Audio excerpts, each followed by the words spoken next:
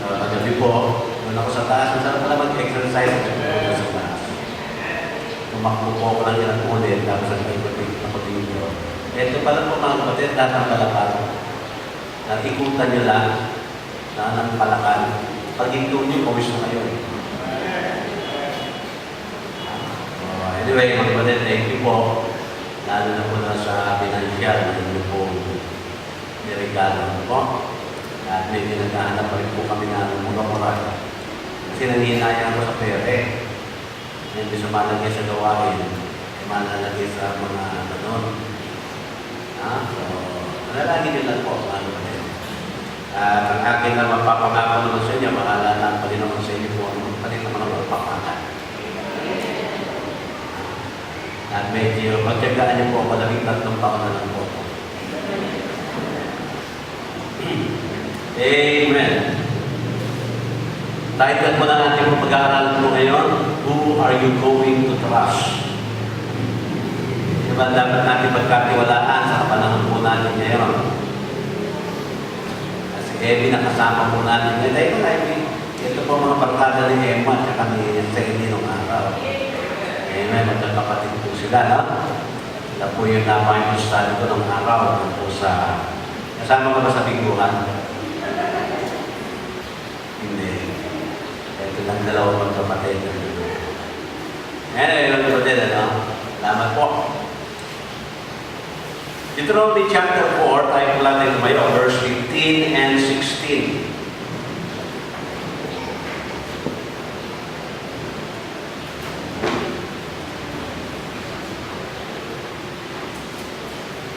Pagkatapos po niya, nilipat tayo sa Psalm 118, verse number 8 and 9. Dalawang lugar na ating Bible na ating pupuntahan ngayon. Una po, sa verse 15 ng Deuteronomy.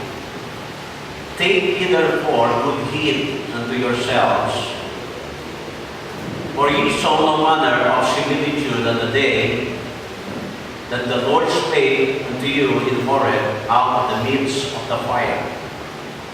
Lest ye corrupt yourselves and make a graven image, the similitude of any figure, the likeness of male or female. Hindi ba po tayo? Psalm 118, verse number 8.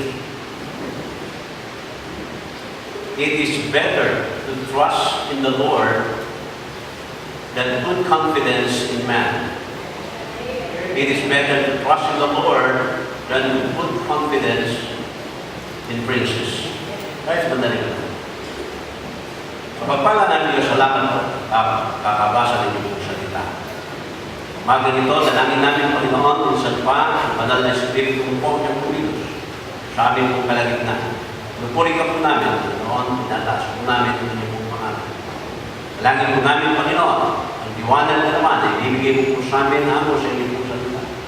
Gamitin niyo po ang inyong pong lingkod, Panginoon, sa maghahatid po sa salita nito. Ikaw, Panginoon, ang siyang maitaas. Alaman po rin sa mga bisita po namin. Dalangin namin, Panginoon, ang usapin po sila, makita po nila, Panginoon, na ikaw lamang ang nagapagligtas ang aming kaluluwa. Kapag amin pong isinupo ang aming mga kasalanan at tanggalin ka sa aming puso na bilang Panginoon at sarili nagapagligtas, kami po ay pagkakalooban mo ng buhay na walang hanggan. Kaya, Panginoon, lusin mo po ang bawat puso sa umaga nito po, Panginoon. O aming iniling sa umaga sa pangalan ni Jesus. Amen. Muna po tayo. Who are you going to trust? Kanina po tayo magtitiwala ng ulit. Alam niyo po, napakarami pong mga aklat ngayon na parang nasasabi ito po sa tiwala na napakahirap na po yan, mga kapatid. Pero ganun pa man, nakita po natin sa ating panahon ngayon, there is a thinking about yung dramatic decline in trust in our society. Mapaksak na po ang pagtitiwala. Nobody really trusts anybody anymore. Tama po ba? Namungayin ka katabi mo. Na mo sa mata. Pwede mo mapagkatiwalaan yan? Amen? Meron po dramatic pagbaksak na po. Para maganda, alam niyo po na may nagkaroon po ng survey sa Amerika. At isa po sa mga survey, ito po, no, yung least trusted profession. Yung mga konti lang daw. May tiwala ko naman, yung nalang daw, konti na lang ang tiwala doon sa mga profesyon na ganito. Una po, mga kapatid, alam niyo po, yung mga telemarketers. Alam niyo po ba yan? Yung tawag ng tawag po sa inyo, alok ng alok. No? Mababa raw ang interest. Di ba? Yung pala, interesado lang sa'yo. Amen? Na, sino pa po, yung mga least, mga kapatid, ano? Na trusted profession, mga car salesman, mga nagbebenta ng mga second-hand car, diba? Na, napakaganda, no? Walang problema. Yung pala, mga kapatid, wala ka nang maglalagyan ng problema kung nabili mo. Amen? Na, at syempre, yung bottom line, ano po, kahit naman dito sa atin, hindi lamang po mga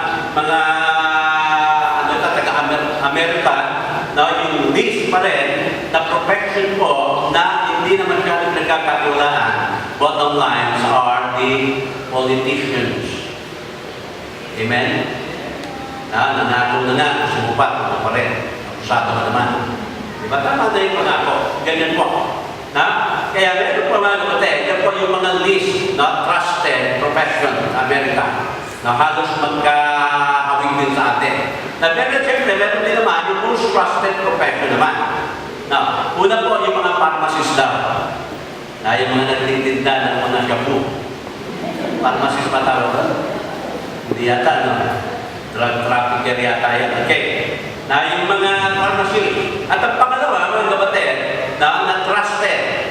Alam niyo po ba kung ano? Mga pastor. Amen? Kaya dalawa lang po, against so many, no? Kaya yung mga pharmacist, kaya mga pastor. Kaya nga gusto po magbenta na ng gamot sa inyo. Hindi ako mabibili. Pero alam niyo po mga kapatid, you can always trust pastor ako. Pero in the other hand, hindi po eh. Alam niyo kung bakit mga kapatid? People are people. Even you are a pharmacist or a pastor or a salesman or a car dealer, mga kapatid, marketer, yung telemarketers ka, na ganun pa rin eh. Kasi ang tao ay tao. Amen? So, ibig sabihin na we cannot just trust a person. Kaya nga sinabi naman sa atin sa 190, di ba? It is better to put your trust in the Lord than put your confidence in man. Di ba? Huwag ko naman sabihin lahat ng tao ay paghinalaan mo na. Hindi po mga kapatid. Because people are people. Now, we commit mistakes. We are not, mga kapatid, perfect na tao. Amen? Only God is perfect. Di ba? Now, sabi ko nga, pag nagkakamali ang isang manggagawa ng Diyos, ang lagi ko po sinasabi diyan, sometimes a runner stumble. Kahit po ikaw'y magaling tumakbo, nadadapak ka rin. Di ba? Amen?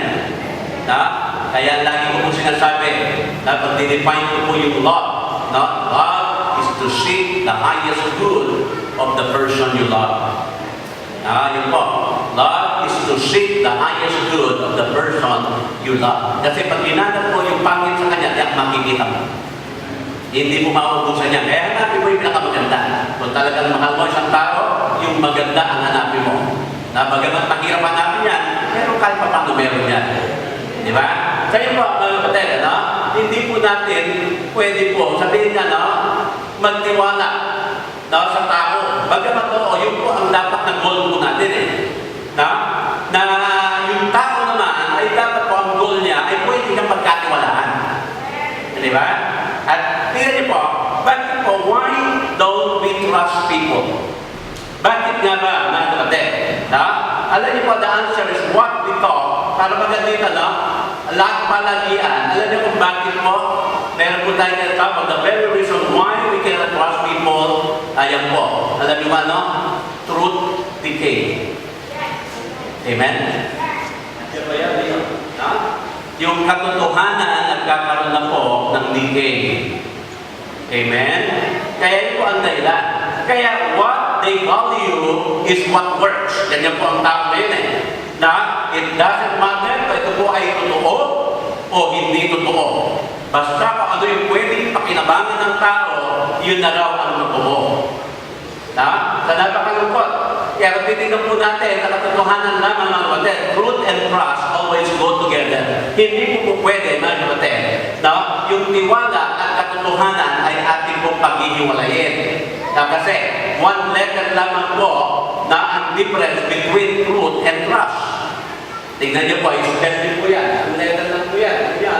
Truth and trust. Ano lang ang alisin mo? Papalitan ng letter. Magkapareho na siya. Na truth o di kaya trust. Amen? So we cannot separate. Kaya, you trust people who tell you the truth. And you don't trust people if you don't think they are telling you the truth. Ganun lang eh. Mahirap pa mga kapatid, pag meron kang tao nakakasama at alam mo naman hindi na totoo yung sinasabi sa'yo, na nagpupulahan na kayong dalawa. Amen? Diba? Kaya sa ating society ngayon, sa ating kapanahunan po ngayon, where most people say, ito po, there is no such thing as absolute truth. Ganyan na po tayo ngayon. Pag sinabi po na wala na pong absolute truth ngayon, then you cannot trust anybody anymore. Kasi wala na eh. Pag nagsalita po ako dito, hindi kayo nagtitiwala, so ano na po yan? So wala na po mga kapatid. You cannot trust even the preaching of God's Word. So yun po, ang nangyayari po sa ating kapanahunan ngayon mga kapatid. Kaya if you don't learn to trust God, ito pa, pag hindi ka po natuto na magtiwala sa Diyos, ang gagawin mo po na you will create something na iyong pagtitiwalaan. Yun po ang nakakalungkot po niyan. And that is very dangerous mga kapatid. If you cannot trust God, then you will create a thing, mga kapatid, na you will trust. Ito yan, kasi hindi mo na nga pinagkatiwalaan ng Diyos eh. Di gagawa ko ngayon. Ano ba pagkakatiwalaan mo ngayon? Pwede ka ngayon pagkatiwalaan mo yung iyong yaman, yung iyong material na bagay, yung iyong pinag-aralan, yung iyong mga ari-arian, yung mga tao sa iyong paligid. Ano ba ang gagawin mo? Diba? And that is a very dangerous thing to do. Nanonood po ako ng news one time. Ito lang po, recently, kasi ito po nakaraan ng mga araw. Ginawa na pong public nitong, sino ba yung Pope natin ngayon? Pope Francis. Ewan ko kung narinig niyo po yan, Pope Francis declared that there is nothing wrong doon po sa Darwin's theory or Big Bang. Napakita niyo po ba yan? Now, even the Catholic Church now do not just believe, mga kapatid, on creation. They are now, mga kapatid, teaching. Actually po, na ako po ay elementary pa lang po. Nag-aral po ako, doon sa Malate Catholic School. Ako po ay nandun po. Nag-aral po ako, mga kapatid, mga many years ago. Ano po? Na ang itinuro po sa amin doon ay tunay po na Big Bang. Meron po kami very colorful na libro po dyan about science. At yung science po doon, tinuturo na there was an evolution na nag-according po sa mundo ito na tayo po ay galing sa isang abiba, di ba? Nagpaikot-ikot, then later on, ayan na po. Lumabas ka na. Halika tayo sa unggoy. Hindi naman po ako naniniwala na dahil lang tayo sa unggoy. Amen? Mahirap po paniwalaan na ang tao galing sa unggoy. Kasi may mga tao na mukhang kabayo.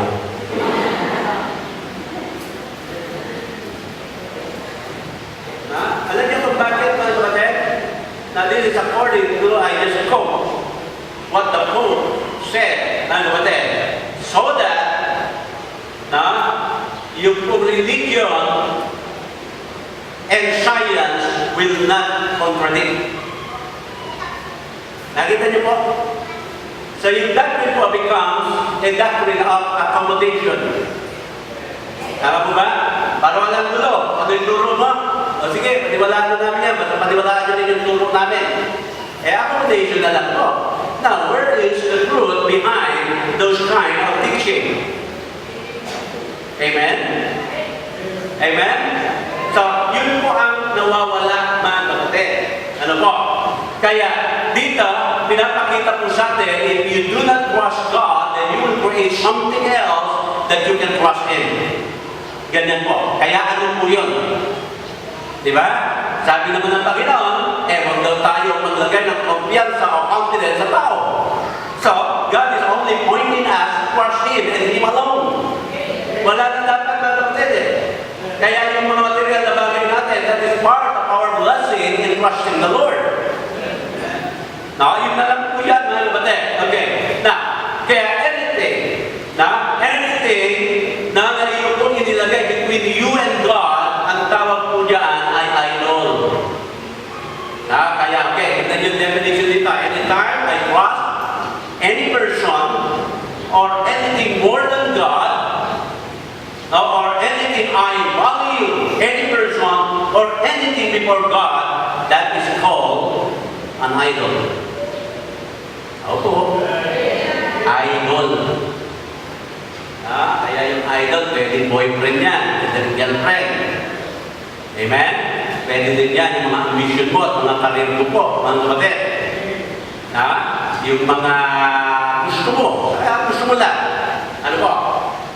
Kaya yan po ang definition po natin ng idol, mga kapatid. Kaya it's when I trust anything or anyone else more than God, yan na po ang idol. Amen? Kaya minsan you trust yourself, na sabi mo, di ba na, mabubuhay pa naman ako ng mahaba eh. Yun na, akala mo. Di ba, mga kapatid? Meron yung mga tao, kaya nga ditong, di ba, itong kahapon. Kung kayo napasya, mga kapatid, sa mga sa cemetery, makikita niya, merong maliit na pansyon, may malaki, may medium, di ba, may large, may XL. Sabi sabihin, death will come or can come any moment. Hindi po pinag-uusapan kung bata ka o matanda ka. Tama po? Amen? Sabi sabihin, ang buhay po natin, uncertain, yan ang nilarabi. Our life is just a vapor that appeareth for a little time and then vanisheth away. So, hindi pa rin natin pwede ipagmalaki. Di ba? Sabi po mga kapatid, sa second commandment, sa ating pong 10 commandments, thou shalt not make unto thee any graven image. Amen? Sabi din niya, thou shalt not bow unto them, nor serve them, for I am a jealous God.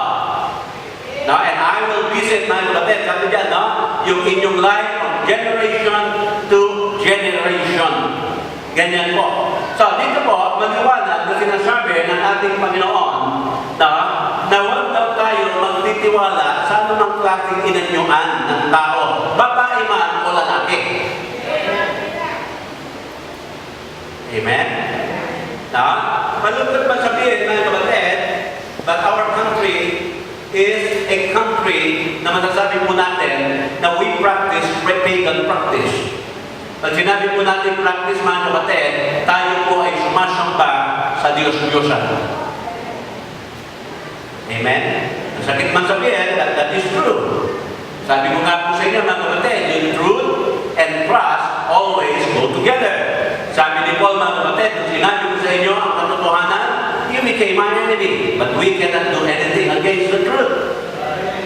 Kaya kung sasabihin ko sa inyo ang katotohanan, magagalit kayo sa akin, then it's okay. Kaysa naman sabihin ko sa inyo ang kasinungalingan at magugustuhan niyo ako. Diba? Amen? Kaya yan po ang sinabi ng ating Panginoon. Any translation of the Bible na magiging ay King James or Dubai version or NISB o ano po mga kapatid na translation ng Bible, na yan pa rin ang sinasabi po na number 2 commandment ng 10 commandments, thou shalt not make any graven image. So yan po ang malungkot. Sa tayo po ay mas gusto man natin sumamba sa Diyos-Diyosan kaysa po sa tunay na Diyos. Alam niyo po, pag ikaw'y pumunta sa gera, ano ang gusto mong dala? Baril o baril-barilan? Siyempre, baril. Tama mo ba? Kung ikaw ay maghahangad ng magkaroon ng bahay, ano gusto mo? Bahay-bahayan o tunay na bahay? Tunay na bahay. Kaya ikaw ay sasamba sa Diyos. Ano gusto mo? Diyos-Diyosan o tunay na Diyos? Oo, yung Diyos-Diyosan. Kasi pag Diyos-Diyosan ang iyong sinamba, mapupunta ka sa langit-langitan. Amen? And that is Bible. Bible po yan mga kapatid. I am not just saying this. Now, tignan nyo nga doon sa Exodus chapter 20, verse number 2 yata yan. Tignan natin. Exodus 20. Pakakala. I-invento lang natin yan.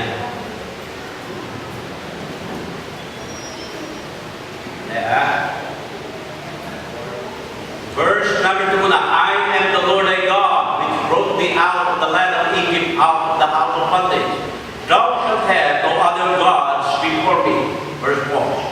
Thou shalt not make unto thee any graven image, or any likeness of anything that is in heaven above, or that is in the earth beneath, or that is in the water under the earth. Thou shalt not bow down thyself to them, nor serve them, nor serve them. Nasa na ba?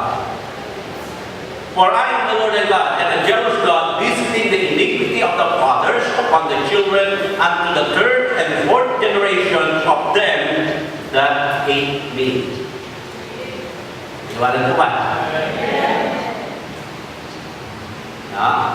So yan po ang sinasabi dito. Na, point number 1. Tatlo lang po ito. Ano matapos natin? What happened when I trust God more than anything else? What will happen now when I trust God more than anything else? Una po, there are two negative effects. Siyempre po, negative, pag hindi mo siya pinagkatiwalaan. Pero pag pinagkatiwalaan mo siya, ano ba ang mangyayari? Okay, negative tayo muna. Una po, sa negative effect, I am disappointed. So I will be disappointed. So anytime I expect other people to meet a need in my life that only God can meet, I am going to be disappointed. Amen? Sabi sabihin, mga kapatid, ito po. Pag meron kang pangangailangan, at Diyos lamang ang makakapagbigay ng pangangailangan na yan, pero yan ay pinagkatiwala mo sa iba, na parang akala mo, kaya rin ng iba, na yung pangangailangan ay ma-supply, alam niyo po paano mangyayari sa iyo, you will only be just disappointed. Amen? Well, a person cannot promise you a salvation. Kaya ka bang iligtas sa isang tao na ligtas sa langit? Hindi. Only God can do that. Now, ang tanong ay ito, do you think a person can change the heart of a person? Hindi pa rin eh. Sabi ito, kung sama, gusto ko mabago siya, kaya babaguhin ko siya. Mga kapatid, marami na po nagtangka na baguhin ang ating pong tao.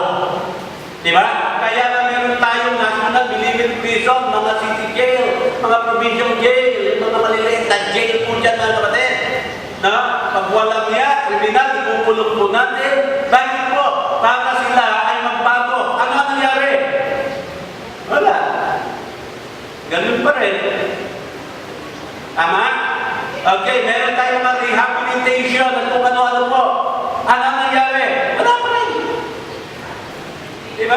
Sabi na naman, siguro pag edukado ang mga tao na magiging maayos ang kanilang buhay, nagkaroon tayo ng mga koleyo, nagkaroon tayo ng mga universidad, nagkaroon tayo ng mga learning center, nagkaroon po tayo ng K-12, na marami daw edukasyon, mas tao ay magiging maayos. Naging matagumpay ba? Bigo pa rin, meron rin. Kasi yung mga walang yung tao ko ngayon, ay yung meron mga may pinag-aaral. Sabi nga ni Erap, nung siya ay presidente, sabi sa kanya, sabi, President, ba't kayo po hindi maayos mag-English? Sabi niya, oh, wala po sa ganito, hindi maayos mag-English. Kasi yung magagaling mag-English, yung nagbaon sa atin sa utang, sa World Bank. Yun ang sabi niya. Hindi ba, mga kapatid? So, wala ka rin eh. So, ano nangyari? Edukasyon, kulungan. Sabi niya, siguro kung magkakaroon tayo ng maraming simbahan. Ayun, naglabas yung born again, naglabas yung mga Baptist, naglabas yung mga Pentecostal, naglabas naman na napakaraming mga kapatid. Ano nangyari? Wala pa rin. Bakit? Kasi po, all of these things cannot change the heart of man. Only God can change the heart of man. Kaya not unless a person surrender his life sa ating Panginoon, hindi talaga siya mababago eh. Diba? Kaya ano ba mangyayari? Madi-disappoint ka lang eh. Because only God can help you with this kind of problem.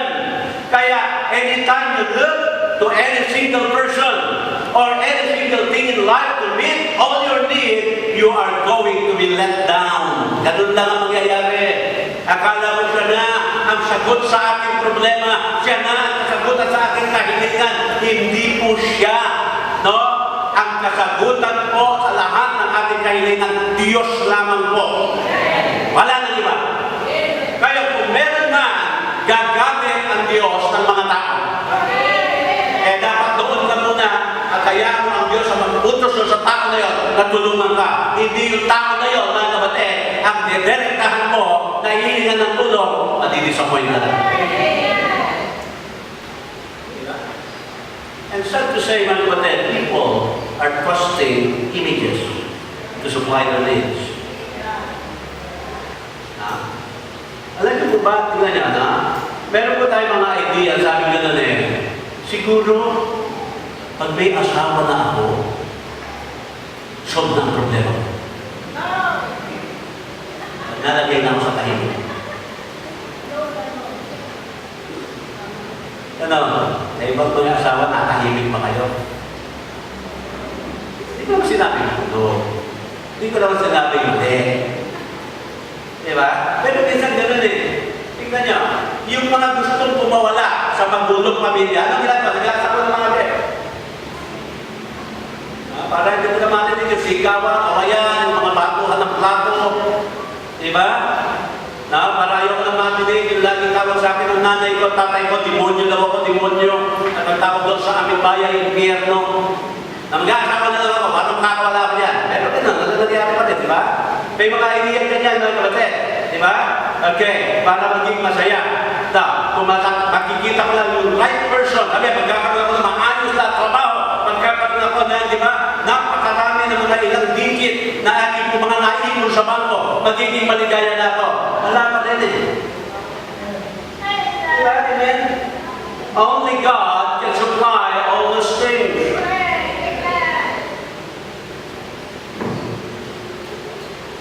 Now, tingnan niyo po sa Jeremiah chapter 10, verse 14. This is regarding images. Jeremiah 14:10 or 10:14. Every man is brutish in his knowledge. Every founder is confounded by the graven image. For his molten image, falsehood, then there is no breath in them. So ano nangyari po dito? Bawat tao ay naging tampalasan at walang kaalaman. Bawat panday ay naglagay ng kahihiyan sa kanilang larawang kinanyuan sapagkat ang kanilang larawang binuo ay kabulawanan at hindi humihinga ang mga yaon. Now, how can you put a trust in something na hindi nga humihinga?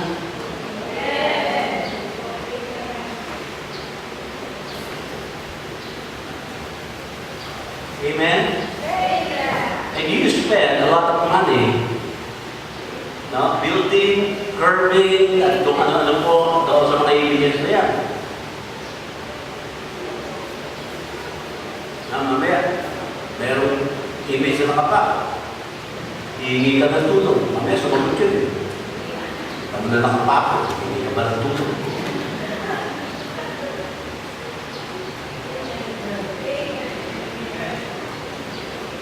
Amen? Kasi ang aking Diyos, wala na po sa magkakapako. Nandun na siya sa langit. And He lives forevermore. Di ba? Yun sabi ni Jeremiah, mga kapatid, napahiya itong mga gumawa ng mga tao. Bakit po? Kasi yung kanilang nananilikha na yun, hindi humihinga. O sabihin na natin yung gano'n. Di ba? Meron tayong mga namatay na really, now, those people that are really so dear to us, namatay na po. Wala nang hilinga. Sasabihin mo tayo, hirap na hirap po ako. Tulungan niyo naman po ako. How can a dead person help him? How can a person without breath help him? Diba? Then how can an image help you kung ganun po? Ang sinasabi po rito, mga kapatid. Diba?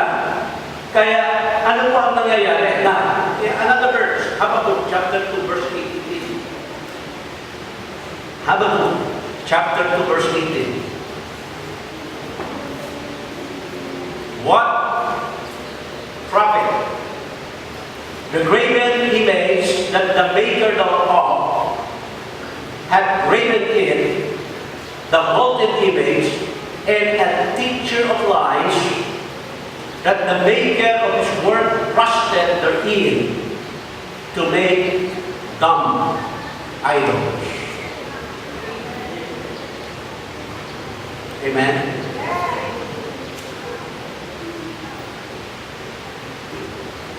Sabi pa sinasabi nila, the maker of those images, they were the one that trusted the images. Nagpunta ako minsan, nakapag-preach po ako lang sa National Relieved Prison. Doon po sa maximum security. Invite po ako isang pastor doon. Kasama ko yata sila Brother Gil Tunaraw. Meron ako mga kasama, yung kasama ko lang na yun. Hindi na maalala eh. Kasi alam ko, isa kasama ko si Brother Gil. Preach ako doon. Now, I was praying to God. Sabi ko, Lord, ano po bang mensahe ang dapat kong i-preach dito po? Kasi kung mag-i-preach ako dito tungkol sa kasalanan, baka bigla kayo sumigaw, kaya nga kami nakakulong eh. Diba? So I was really struggling mga kapatid. Kaya papunta po kami doon, pray lang ako ng pray, sabi ko, Lord, ano po ba message, ano po ba? Na until the Lord spoke to me at sabi ganun, well, you preach about my love. Yung aking pag-ibig. So nag-preach po ako niyan tungkol sa pag-ibig ng Diyos na kahit kayo ay makasalanan. Sabi ko makasalanan sila, mahal pa rin kayo ng Diyos. Basta kayo ay magsisi at tumanggap lang sa Kanya. So nag-forward po mga kapatid, napakarami po. Na ang mga kaso po niyan, di ba, mga murder, mga kapatid, rape, mga maximum security. Sasabi ng pastor sa akin, ito ba, pastor, yung mga lukulukon na yan, mapapaluhod mo ba sa naman yan? Hindi, dito lang sa loob, lumulukod yan. Lumulukod nga naman. Tapos pagkatapos na po namin, naggawaan na po sila ng mga gawa pa nila. Sabi, pastor, baka gusto nyo mga tulungan sa aming grupo ito. Alam niyo ba paano yung mga carvings po dyan, meron po mga santo, meron mga ito po mga kapatid. Nakita mo nga yung gumawa nito, mga kriminal, mga di ba? Mga rapist, mga sinungaling, mga problema ng lipunan, tapos gumawa sila ng santo. Tapos ipapasang pa sa akin. What exactly Habakkuk is telling us? Nasino ba itong mga gumawa ng mga graven image nito? They are the teachers of lies. Diba? So ano ang mangyayari mga kapatid? Kapag nagtiwala ako sa iba, higit sa aking Diyos, then it will only disappoint me. Kami na nasama ni Brother Teddy doon sa mga radio communication. Para maging ikaw ay legitimate member niya, kailangan sumama ka sa mga operation po nila. Nagkaroon po na baha doon sa may parte Pulilan. Sakay kami ng dump truck. Nanirescue namin yung mga tao, dala kami mga radio, mga over, di ba? Tapos yung mga tao nasa tulungan, may kanilang mga bahay. Sabi namin, lilat po kayo. Sumakay lang po kayo dito, baka maang kayo mga bahay na ayaw. Nandun po sila, the kasama yung kambing, yung aso, at yung kanilang mga graven images. Now, the sad part there, kung yun you consider as your God, then dapat yun ang magliligtas sa inyo. Hindi siya ang ililigtas. Amen? So it will only disappoint you. Tao po. But people spend so much money na pinaganda po yan, mga landscaping, kung ano-ano po, mga insura. Pero ang tawag po ng Bible dyan, the maker of this world trusted her in to make dumb idols. Pangalawa, the dahilan, negative. If dominated, or I am dominated, we are going to be dominated. Sa 1 Corinthians chapter 12, verse 1.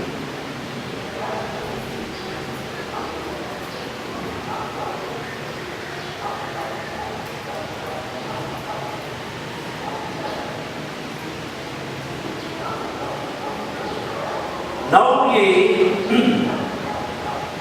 that you were Gentiles. Tayo po yan. Kasi hindi tayo mga Diyo eh. Carried away unto these dumb idols, even as you were led. Sabi niya, nalalaman ninyo nang kayo yung mga intilpa na iniligaw kayo ng mga piping Diyos-Diyusan sa alinman paraan paghahatid sa inyo. Hindi ba ganun na nangyari sa atin? Amen? Na iniligaw po tayo mga kapatid. Sa ano ang mangyayari mga kapatid? We were controlled by dead idols who led us astray. Ganyan po. Kaya anything you value most in your life, dapat sinabi natin, make a list. Ano po? Ano ba yung inyong mga binavalue? Yung pinahalaga sa inyong buhay. Now, kaya whatever is the first place in your life, whatever you value most, eventually will control you. Tingnan niyo po. Naglagay kayo ng list, listahan. Ano ba ang napakahalaga sa inyo? Yung paano ba dyan, hindi ka po pwedeng mabuhay kung wala yan. Ang mangyayari po dyan, ano yung on the top of the list, then that list, mga kapatid, on the very top, will control your mind. Tumawa, at the list mo, kumita ng pera. Then it will control your life. Wala ka lang gagawin. Kahit may samba, basta may kita, pupunta ka doon sa kita kaysa sa samba. Amen? Pag yan ay isang relasyon, kapag niyaya ka ng date, kahit may samba, sa din ka pupunta. Ako. Amen? Pag merong outing, yung mga sabi natin happening, ganun ang gagawin mo. So whatever, mga kapatid, on top of the line will eventually control your life. Kaya, tignan niyo po, pinapakita sa atin dito na hindi dapat because God, He is the only one, the only wise enough to give you the right direction. Alam mo iba? Alam niyo ba paano yung number 1 mo na importante? Tapos siyempre yun na ang magkocontrol sa'yo. Ang tawag po dyan, addiction eh. Doon po nag-uumpisa ang addiction kasi nga, kinokontrol niya na ang iyong buhay. Psalm 115 verse 8.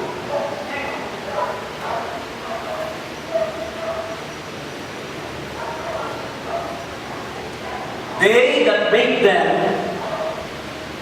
are like unto them. So if everyone that trusted in them, ako, nagiging katulad ka na. Kaya na nangyayari. Pati itsura mo, gano'n na rin. Gano'n ka na rin manamit. Gano'n ka na rin maglakad. Gano'n ka na lagi ka napapakuha. Diba? Amen? Kaya nyo po, mga kapatid, then it will dominate your life. Na? Kaya if I value Jesus Christ most, no, important in life, then I became, ano po nangyayari sa iyo? Christian. Tama? Kasi siya na yung binigyan mo ng halaga. Kaya tingnan niyo po, the reason why we create idol is we want a God that we can control. Tingnan niyo po, para ma-justify ang isang gawain na mali, nagagawa ka ng Diyos. Katulad ng mga sabungero, meron na silang Diyos kaya. Ano ang tawag ng kanilang santo? This is San Pedro. Amen? Alam niyo po ba, hindi ko kasi nakita yung libro po na ang title, yung Mystery Babylon. Pati po, yung beer, yung cerveza, yung beer. Meron din sariling Diyos. May sariling santo yan. So ibig sabihin na, but you create a God that you can control. Because you don't want to trust the God that will control you. Kaya gagawin mo, mag-create ka na isang Diyos na kaya mo ilagay sa loob ng kahon. Na parang sinasabi mo, diyan ka na bata, diyan ka na sa isang sulok ka, pagkailangan na kita, saka na kita tatawagin. Diba, ganyan naman tayo Diba, amen? Pag walang problema, si God nasa kahon lang. Pag may problema, Lord, na ikaw ay lumabas na dyan, kailangan mo na tulong mo, meron akong problema mabigat, alam mo ba, pag gano'n, kinamang mo ang Diyos, hindi mo Diyos ang tawag yan. Ang tawag mo dyan, Genie.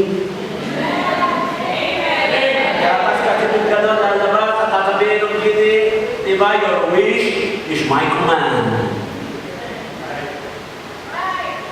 Ganyan ang nangyayari ng kapatid.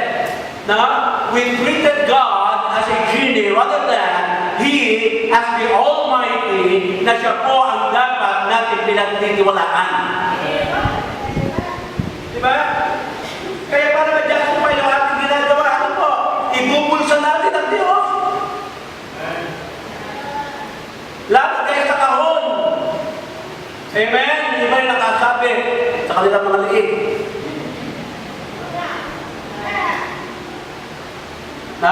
Yan po ang reason na, kapatid. So, ano ang mangyayari? It will dominate us. It will control us, mga kapatid. Kaya kung meron ang dapat nagkukontrol sa atin, dapat Panginoon kaya ng Lord siya.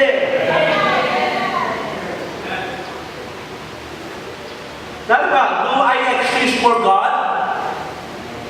Or does God exist for me? Tingnan niyo po yan, nakakapong statement na ito. Do I exist for God? Or does God exist for me? You have to answer it. Ano po? Who made you? Siyempre, obviously God made you. So, ang sagot ka agad yan. Then, you exist for God because God created you. Hindi man na lang, naniniwala ka na galing ka sa unggoy. At hindi ka kinreate ng Panginoon. Amen? Kaya po ang malungkot sabi, hindi pa ba nangyayari ako ang kailangan ng Diyos, hindi ang Diyos ang kailangan ko. Hindi pa rin man kapatid. It will only dominate you and it will, disappoint you. Tao po.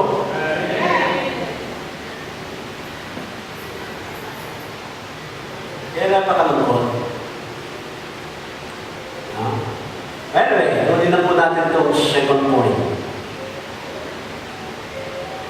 Second point. Why I don't trust God more? Bakit nga ba? Kailangan meron pa tayo pagkatiwala ang iba. Samantala ng ating Panginoon Diyos kumpleto na. Diba? Alam niya, sagot niya ng battery, because I don't really know God. Hindi mo kasi talaga kilala ang Diyos. Amen? Now, we are not active of taking God seriously. Hindi tayo seryoso sa ating Panginoon. Kaya dito pa pinapakita sa atin, mga kapatid. Bakit nga ba hindi natin siya pagkatiwalaan ng talagang 100% na po? Na talaga yung trust natin sa Kanya, wala nang wavering, hindi na po ito nag-aalangan kailan pa man. Alam niyo po, pag ganyan ang ginawa po natin, that we really trust Him more and more in our life, then less stress. Bakit? Lord, i-claim lahat ng mga sinabi mo sa akin. Sabi mo, you will supply all my need according to your riches and glory. Sabi mo sa akin na you will never let me nor forsake me. Sinabi mo sa akin na you are my helper. Di na stress ka. Amen? Kasi nangyayari, gusto mo ilagay sa iyong mga kamay eh. Diba? So, leave it alone. Sabi na, let go and let God.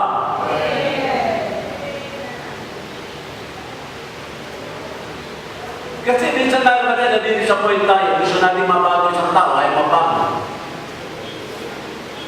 Talaga madidisappoint ka kasi nga ikaw ang nagbabago. Ikaw ang sumusubok na baguhin ang isang tao. Ano ang dapat mong gawin? Then you trust the Lord more. That God will change the person. Not you, but God. Kasi pag ikaw, later on, ang kinin mo ang glory. Pero pag ang Diyos, wala kayo pagmamalaki, sabi mo, thank you Lord, binago ko po itong tao nito. Amen? Kaya bakit nga ba ayaw natin, mga kapatid, na pagkatiwalaan ng Panginoon ng oras? Ano po din sa mga tao, mas naniniwala pa kay Santa Claus eh. No, you better watch out, you better not cry. Santa Claus is coming to town. Amen? Amen? Maraming mga promises. Paniniwala ako, ako may pangako. Ano nangyari sa pangako mo? Wala na pa ako. Diba? Kaya nga, yung mga pangako lamang ng ating Panginoon na sinasabi dito po sa Bible ng kapatid, na hindi niya po ito pasisinungalingan sapagkat mga kapatid, yaan ay totoong gagawin ng ating Panginoon. At sabihin din, Diyos din naman yun yung mga graven image yan. Alam niyo po, mga kapatid, meron po paniniwala, ang tawag po diyang pantheism. Na nabilib ng mga pantheism, mga kapatid, God is everything. God is in everything. So, ibig sabihin, dito po, sa mineral water neto, etong tubig neto, at Diyos yan. Etong pulpit neto, Diyos yan. Yung inuupuan nyo ngayon dyan, Diyos yan. Yung po maniniwala, God is in everything eh. Kaya kayong lahat niya, nakaupo sa Diyos. Amen? Pag kayo sinipon, lumabas yung sipon, Diyos yun. Napakahirap, di ba? Nakakita ka ng puno, Diyos yun. Kaya pag meron ginawang mga great image, Diyos yun. Hindi po man natin eh. Hindi ba sinabi ng Panginoon, ang ating Panginoon Diyos, hindi po siya tumitira na sa mga temple made with hands. Alam natin, God is present in our midst this very moment. Pero itong building na ito, hindi po Diyos ito.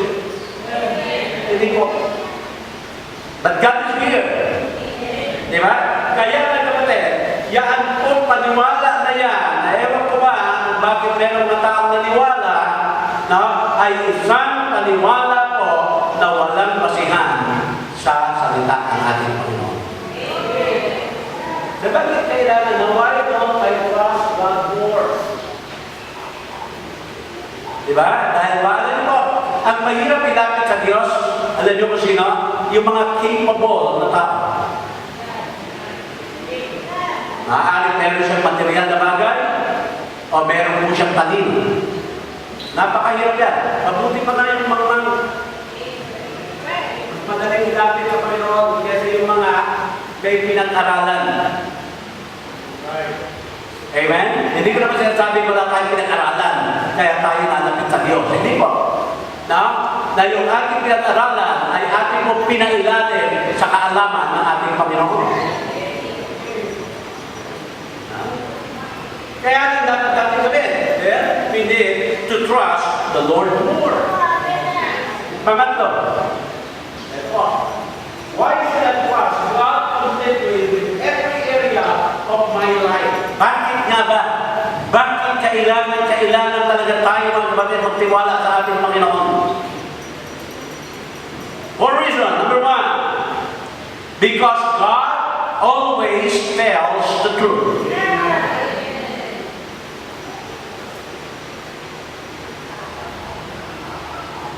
Ang Diyos po natin ang katotohanan. Sabi ni Christ, I am the way, I am the truth. Amen? Ang salita ng Diyos ay katotohanan. John 17:17.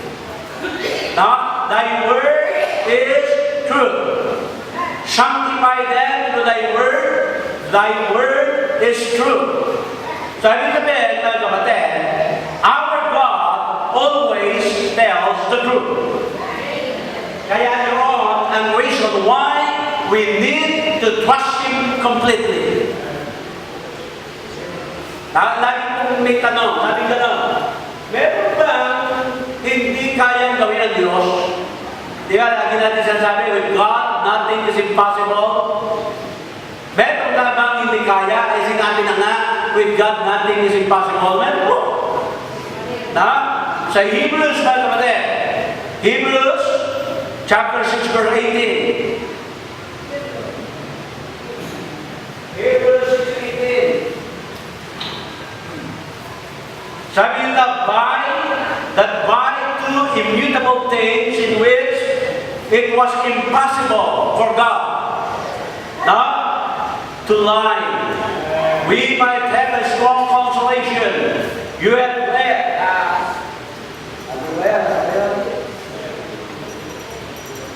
led or refused to lay hold on the hope set before us. So ano ba ibig sabihin na kapatid dito? Na there is only one thing that God cannot do, and it is very impossible for Him to do it. Ano yan? To lie. Bakit po? Kasi na God will only contradict Himself if He lied. Kasi sinabi niya, I am the truth, tapos ako mag-lie. Amen? So, hindi po mga kapatid, kaya dito po, number one, reason why we need to trust God completely, because He always tells us the truth. Kaya pag sinabi niya, ikaw na sa iyo ka, then that is the truth. Pag sinabi ng Panginoon, ikaw ay aking pagpapalain, then that is the truth. Amen? Pag sinabi ng Bible na ikaw ay makasalanan, yaan ang katotohanan. Pero pag sinabi ng Panginoon lahat ng kasalanan natin ay patatawarin, pag ikaw lang ay lumapit sa akin, yan din ang katotohanan. Kung sinabi ng Panginoon, ang sino man tumanggap sa akin, at ang sino man ang nagsisi ng kanyang mga kasalanan, siya ay bibigyan mong katiyakan na pag siya'y naman ay sa langit siya pupunta, yan ang katotohanan. Kaya mga kapatid, I can boldly say, when I die, I will go to heaven. I will go with my Lord. I will be with Him forever and ever. Sabihin niyo ng mayabang ako, pero yan ang katotohanan. Kaya hindi po ako takot mamatay. Huwag niyo naman ako papatayin. Pero hindi po ako takot. Nasa akin po ang kamatayan is not a loss, it is a promotion. Kaya pag meron sasabihin, ikaw, pastor, papatayin kita. Ang isa sa tungkulan sa kanya, huwag mo akong tatakutin ng langit. Amen? Amen? Kung pag pinatay mo ako, sa langit ako pupunta, ikaw, doon sa kulungan. Amen? Amen? Bakit po? Kasi, my Lord, my God, always tells me the truth. Pangalawa, reason. Bakit kailangan completely magtiwala sa Kanya? Because my God loves me. Amen? Kaya yung mga bastig dyan, huwag kayo iiyak, mahal kayo ng Diyos. Yung sabi mo, Pastor, ayaw ko na po mag-church. Bakit naman? Kasi po, binastig po ako ni sister. Ganun ba, brother? Eh, bakit naman church ang iiwan mo? Hindi ko po kaya. Napakasakit. Tuwing siya yung makikita ko.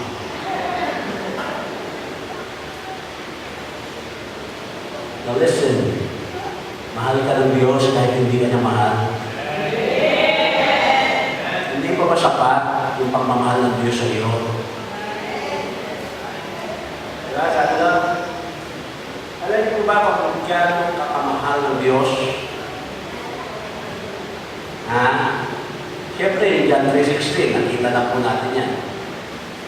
Na dahil sa pagmamahal ng Diyos sa iyo, yung kahit sa isa niyang anak, binigay pa sa iyo Wala lang natin na sa Kanya Dahil po yan sa pagmamahal. Ano ba? Galatians chapter 2, verse number 20. I have crucified with Christ. Nevertheless, I think that not I, but Christ liveth in me. Now, sabi niya, liveth in me, in the flesh, I live by faith in the Son of God. Ito po, the Son of God who loved me and gave Himself for me. Ganyan po, magmahal ng Panginoon. Amen? Alam niyo po ba, mga kapatid, merong istorya na yung isa po, prinsesa, nagmahal sa isang common na tao. Bawal po yun sa royal family. At dahil doon, yung lalaki kanyang minahal ay hinuli at tinatulan ng bitay o malaya. Kaya sabi ng aming bukas, pagtunog ng kampana, ang lalaki ito ay bibitayin sa plaza. Kaya alas 6 ng umaga po, tumutunog ng kampana. Kanatulog na po sila, nakahanda na, nakatali na po. Umano na po ang orasan sa alas 6, pero wala pong tunog ng kampana na nangyayari. Ligo ng lahat doon po sa taas para tignan, tanawin yung kampana. Nakikita nila gumagalaw yung kampana, pero walang tunog. Dalawa lang. Siya inakyat ng mga kawal para alamin kung bakit hindi tumutunog. Ang nakita po nila ay yung prinsesa naroon. Duguan ng kamay, hawak-hawak ng bilog ng kampana, at bawat hampas noon yung kanyang kamay yung tumatama. Ginawa niya po yun dahil sa kanyang pagmamahal. Pinigilan niya na tumunog ang kampana. Ganyan po ang pagmamahal ng Diyos sa atin. Tiniis niya ang kanyang buntong na anak, ipakot sa krus, para lamang tayo magkaroon ng kaligtasan. Why? I will trust God completely because He loves me. Amen? Mga because He controls. He is in control. Because God is in control of everything. Alam niyo po ba, sa buhay ng isang mananampalataya, wala pong aksidente. We always claim Romans 8:28. Amen? Wala pong aksidente sa atin. All things work together for good to them that love God. So if you love God, then there is no bad things na masasabi mong nangyari sa iyo. Kasi sabi niya, all things work together for good. And that good, mga kapatid, kaya lang nasasabi mong good kahit bad because you love the Lord. Pero kung ikaw ay hindi nagmamahal sa Diyos at ang mangyayari sa iyo, magpangit. Di ba? And that is the reason why you keep on complaining. Complain dito, complain doon. Pag walang pagkain, complain. Pag may pagkain, complain. Pag walang pera, complain. Pag may pera, complain din. Pag malusog, complain. Pag may sakit, complain. Eh kasi po, hindi mo po naunawaan yung Romans 8:28. Now, all things work together for good to them that love God. Amen? And today, the reason why I will trust my God completely is because He is always in control. At yung pag-apa, because God will help me, now, I can trust God.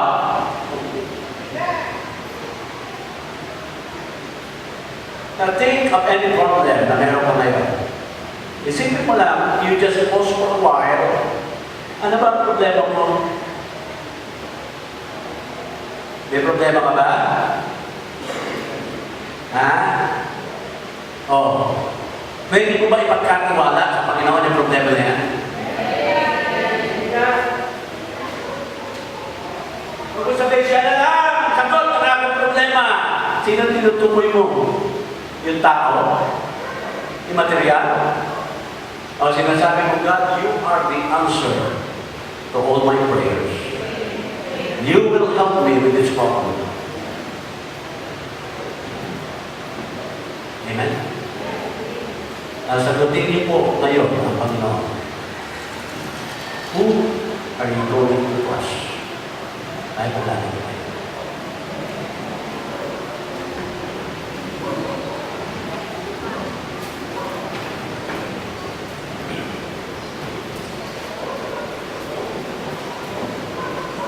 Mapagpala ng Diyos ang aming Panginoon.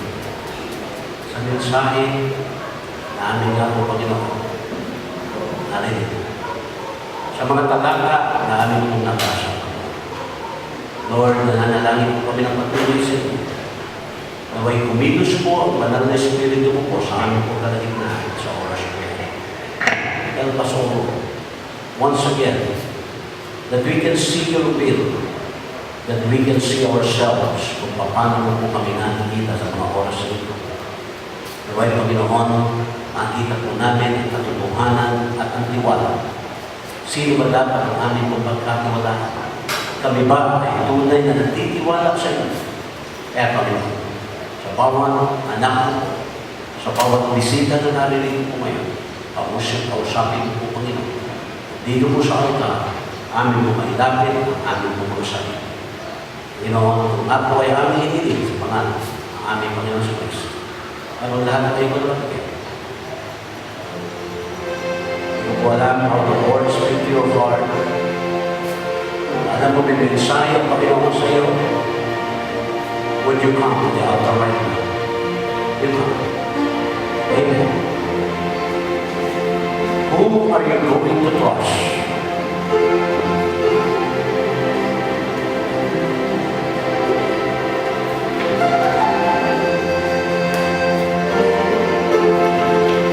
Sa bawat bisita namin ngayon, gusto mo bang humingi ng tawad sa Panginoon? Meron po dadating po sa inyo, makausapin po kayo. Mananalangin kayo. Sige po. Amen. Praise God.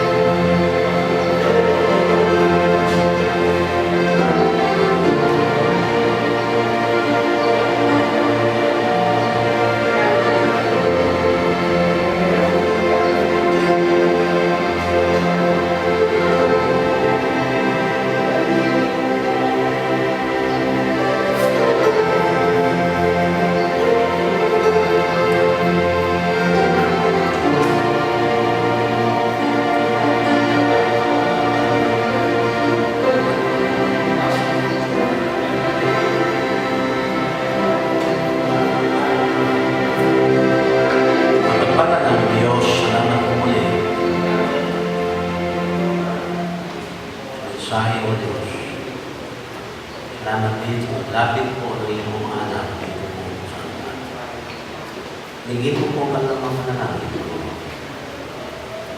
Naway, sa mensahe ito, binuksan mo na naman ang puso namin, O Diyos, na sa iyo lamang dapat tunay na magdiwang. Tulungan mo po kami, pagkat meron ang pagkakataon na dumarating sa amin po ang pag-aalinlangan. Kaya Panginoon, naway, matutunan namin ang tintin po sa iyo lang ang titiwala ng Diyos. Lord, nalangin po mga anak po ng sinagot ngayon. Ano man po ang kanilang mga nilapit, ano man po ang kanilang mga panalangin, ano man po, Panginoon, tunay na inilagay nila po sa inyo na tiwala. Dahil para kausapin ang kanilang mga sa buhay, maabot ang kanilang mga ambisyon, masagot ang kanilang mga kahilingan. Ano man po ito, Panginoon. Ikaw pa rin ang patuloy na maitaas sa buhay ng bawat isa. Salamat po, Panginoon. At lahat ng ito ay aming hinihiling sa pangalan ng aming Panginoong Yesus Cristo. Amen.